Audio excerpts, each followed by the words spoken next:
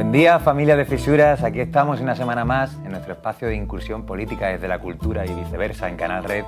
Hoy ha venido a fisurar un poquito el tablero con nosotros la quinta jinete del apocalipsis, la menos oscura de la familia, de los jinetes.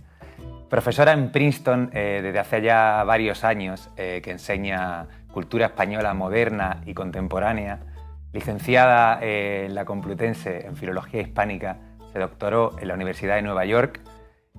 Después de publicar varios poemarios, hoy ha venido a presentarnos su primer ensayo, que se ha llevado nada menos que el primer ensayo que escribe, el Premio Anagrama 2025 en esa categoría, en ensayo, La fiesta del fin del mundo.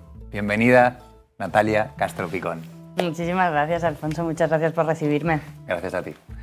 Este libro, La fiesta del fin del mundo, es un libro que aborda un poco la historia reciente de España, atendiendo sobre todo al ciclo de crisis que se han venido sucediendo, ¿no? Hablas de la crisis de la democracia, la crisis ecológica, la pérdida o la extinción de las ciudades por nuestra parte, ¿no? El nuevo auge, ¿no? del fascismo, si es que algún día se fue, del racismo, la guerra frontal contra las mujeres.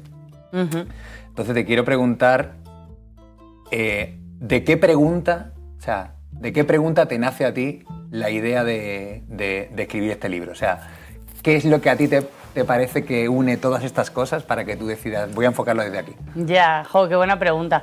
Pues yo creo que la inquietud de la que surge este ensayo desde el principio es quizás una necesidad por buscar una vía de salida a tanto malestar y tanta desesperación. Algo que nos viene acompañando a nuestra generación desde aquella crisis de 2008, ¿no?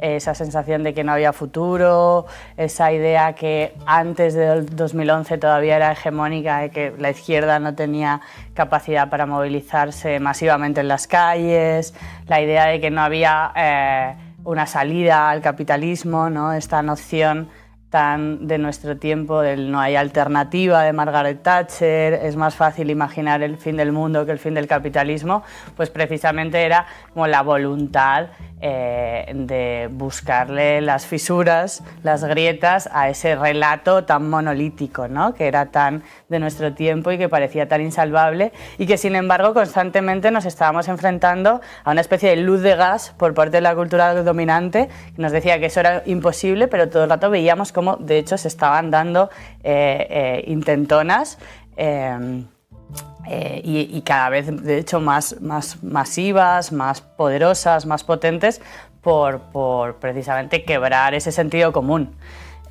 Yo creo que esa era como la principal voluntad, después de haber leído mucho, de aprender mucho, también de experimentar muchas cosas. Yo quería escribir un ensayo posibilista, ¿no? Un ensayo que en línea con otras pensadoras con las que estoy en diálogo, que pensara esas líneas de fuga, esos puntos de fuga. Hablas sobre todo de las crisis se han seguido dando después de donde más o menos tú pones el fin, ¿no? Que es en la pandemia. Entonces hablas como de esa crisis desde el 2008 hasta 2020, realmente es como un poco donde te centras, ¿no? Y en todo este tiempo también se han venido dando, se ha venido como incrustando mucho tanto en el cine como en la música, en la literatura, el imaginario de lo apocalíptico. Pero resulta, sí, se da desde lo underground hasta lo mainstream. Pero sí que resulta que hay ciertas fuerzas que se empeñan en que este apocalipsis, ¿no?, sea totalizante y que además solo se pueda dar de una determinada manera. Sin embargo, tú planteas, ¿no?, la posibilidad de que quizás no tenga que ser el fin del mundo, sino el fin de un mundo y que quizá dependa de nosotros que se dé de una forma o de otra. ¿Hay otros apocalipsis posibles? Sí, otro fin del mundo es posible, ¿no? Decía La Pintada, que no sé exactamente, no he conseguido encontrarle un origen, creo que es en Buenos Aires durante la pandemia, ¿no? Pero esa pintada que también da título a algunos libros anteriores. Sí, de hecho no es un quizás, es una cosa que es casi inherente antropológicamente a la imaginación apocalíptica. Es una, digamos que esa constelación de metáforas en diferentes culturas toma diferentes formas, pero normalmente realmente emerge cuando una cultura dominante, como cuando un estado de las cosas que se vuelve dominante, se vuelve también disfuncional. Es decir, un etos cultural no permite habitar el mundo de una manera buena, digamos, sencillamente, como satisfactoria. Y entonces emerge este imaginario apocalíptico, ya te digo, con diferentes metáforas, diferentes genealogías, pero emerge para precisamente forzar una transformación necesaria, ¿no? En ese sentido, el Apocalipsis es en sí mismo un relato de transformación. Es verdad que puede ser una transformación revolucionaria, una transformación que tienda a la catástrofe, pero es cierto que esta noción de que el fin del mundo es el fin del mundo y ya, el fin de los tiempos, digamos, es muy occidental y muy moderna. Y además está muy asociada al capitalismo. Le viene muy bien a lo que ya existe, ¿no? Exacto, en el momento en el que tú te vuelves un sistema dominante no quieres dejar de perpetuarte. Entonces usas el mismo discurso para explicar que o te mantienes, todo se mantiene tal y como es, o lo que queda es el caos o directamente el no ser, ¿no? El fin de la existencia. Esto es una cosa que en realidad tampoco es nueva, va sucediendo le sucedió a los primeros católicos cuando se hicieron religión oficial en Roma, sucedió muchísimo después, en los años 70, con diferentes crisis en Latinoamérica fue muy evidente, por ejemplo, y está sucediendo ahora, y de hecho no deja de suceder, ¿no? Vivimos como en una especie de estado apocalíptico permanente, que no es sino otra cosa que una manera que el sistema tiene, a través de una cierta educación sentimental, de mantenerse cuando ya es muy evidente que es disfuncional, que no hace feliz a nadie y que exige una transformación radical. El punto sería, no es que no haya alternativa al capitalismo, es que si queremos sobrevivir no hay otra alternativa que desmantelar este sistema y hacer otra cosa. Total. Comienza el libro con un caso que parece ser muy local, pero que tú lo pones como ejemplo de un modelo global, ¿no? Y es ese caso de ese proyecto inacabado que se llamó Eurovegas, que era como ese intento de traer del desierto de Nevada aquí, de exportar a Madrid, ¿no? Ese macro casino loco. ¿Por qué le das tanta importancia en este libro a eso, a Eurovegas? Eurovegas, bueno, por muchas razones, porque Eurovegas de repente se convirtió, yo pensaba empezar el ensayo por ahí, pero casi de una forma anecdótica, y de repente fue un capítulo que se extendió porque es una gran metáfora, y no es una metáfora como excusa, es una metáfora porque de repente en ese fenómeno que no llegó a ser, se dan como muchos de los elementos más esenciales de la temporalidad del momento histórico del neoliberalismo y su crisis, ¿no? Por un lado es una clarísima utopía del capital, ¿no? Las Vegas lo es el lugar donde todo es posible, donde siempre es posible un golpe de suerte, donde el individualismo, la apuesta, el riesgo se transforma en esa promesa. Por otro lado, porque en el caso concreto de Eurovegas es una promesa de salvación, de redención, que es una palabra muy del Apocalipsis, muy del juicio final, ¿no? Viene este señor, desciende desde el imperio yanqui para descender sobre el territorio de Alcorcón y salvarnos a todos, digamos, construir una utopía, un mundo nuevo desde las ruinas de la crisis económica, ¿no? Y es claramente, o sea, es el relato babilónico y de Jerusalén, pero encima dado vuelta, porque todo el mundo sabe que Las Vegas es la ciudad del pecado, claro, pero a la vez se vende como una especie de utopía del capital. Entonces ahí como que se confunden esas dos grandes nociones urbanas que configuran el relato apocalíptico, y de nuevo también porque es una expresión muy clara de la nueva forma de hacer ciudad en estos tiempos, ¿no? De esa ciudad desbaratada, esa ciudad capturada, secuestrada,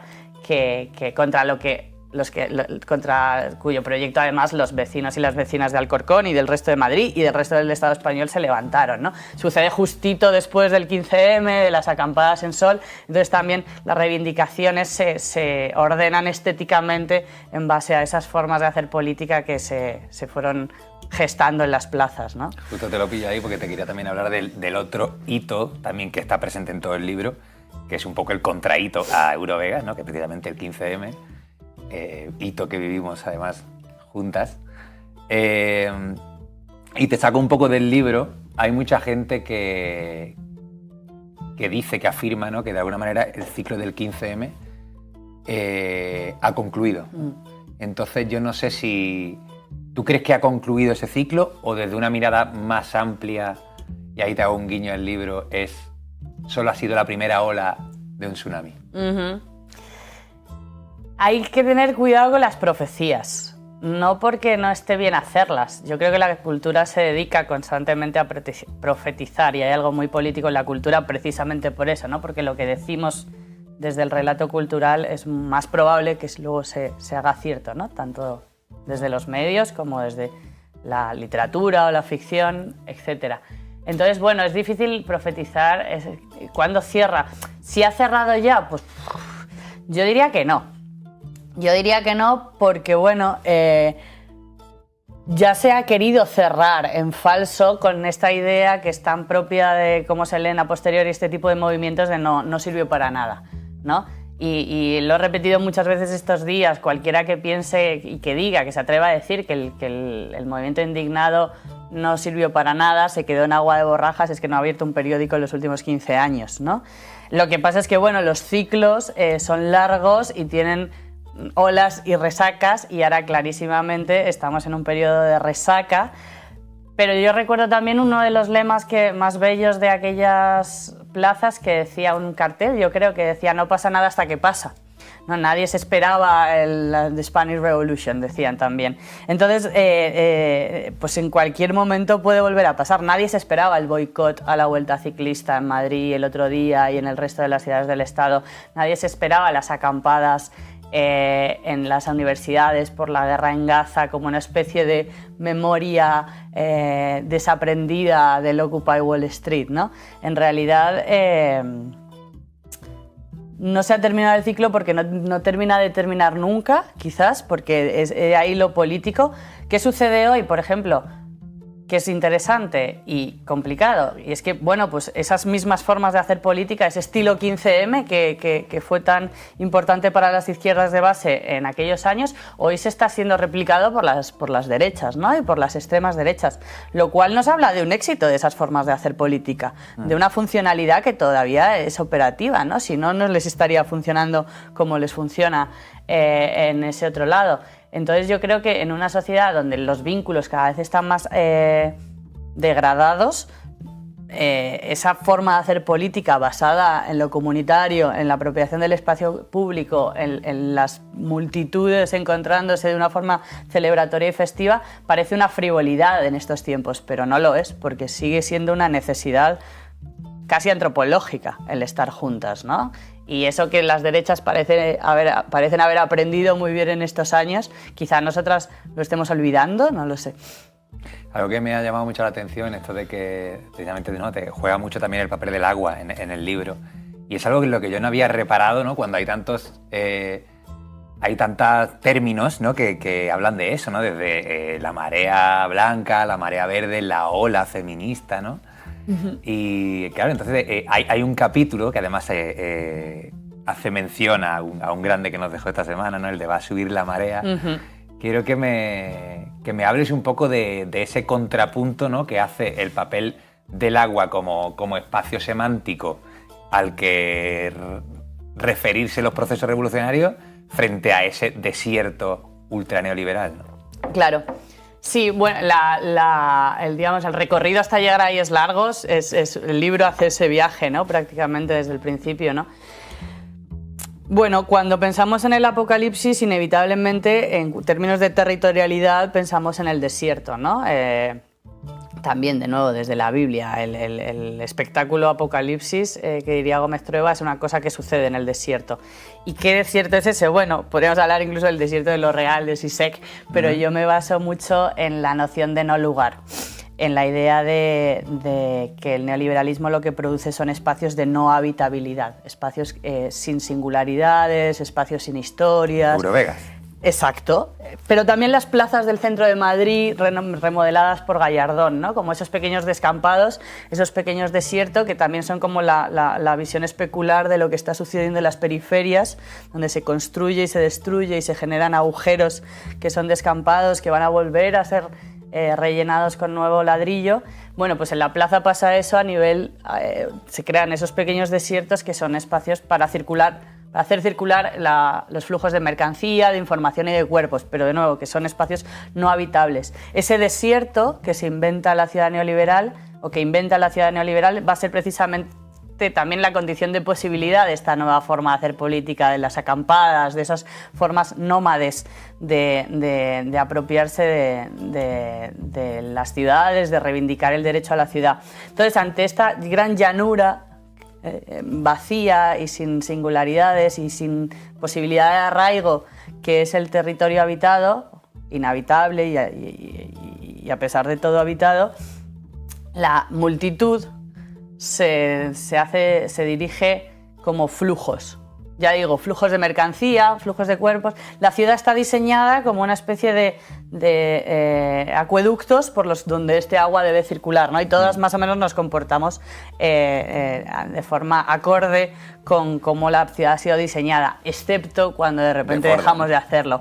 Por ejemplo, cuando montamos una fiesta, ¿no? Las fiestas son una forma de desborde, pero desde luego las manifestaciones lo son.